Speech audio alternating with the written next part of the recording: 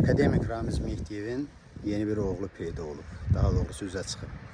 Bu barədə məlumatı hal-hazırda həbsxanada qanunsuz yerə şərlənərək saxlanan Mərkəzi Seçki Komissiyasının keçmiş üzvü Akif Qurbanov xəbər verib. Türmədən bir məqalə yazıb yollayıb.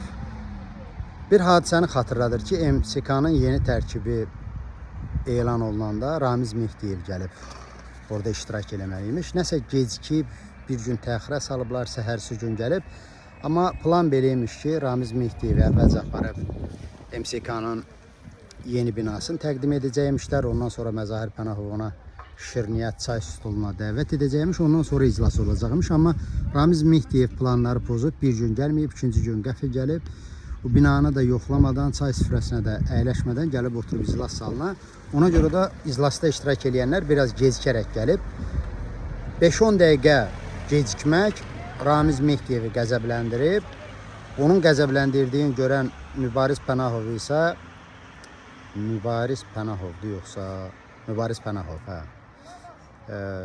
Çox o rəng alıb, rəng verib, əli əsib, dili təpib.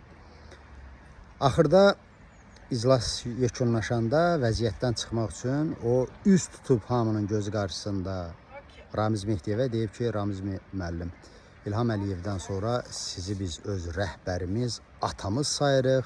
Necə ki bir ata övladlarının səhvin, qüsurun görür, onlara düz yol göstərir. Ümid edirik ki, siz də bizə bir balanız kimi, bir ata nəvazişi ilə yanaşacaqsınız, səhvlərimizi əfv eləyəcəksiniz. Onun bu sözündən Ramiz müəllim qəşş eləyib, gülüb. Amma düşdüyü bu miskin vəziyyətdən Məzahir zərrə qədər də ar eləməyib. Ramiz o ana gedəndən sonra deyib ki, şükür Allaha Ramiz müəllimin üzünü güldürə bildik. Bax, bu cür insanlardır, bu cür miskin, qürursuz adamlar da Azərbaycana hökm eləyən. Öz dədələrinə başqalarının şərik qoşurlar, öz babalarına başqa şərik qoşub nənələrinin ruhun və yaxud da canın incidirlər. Amma nadürüst balalardır, ataları, babaları biraz dara düşən kimi ondan imtina eləyirlər.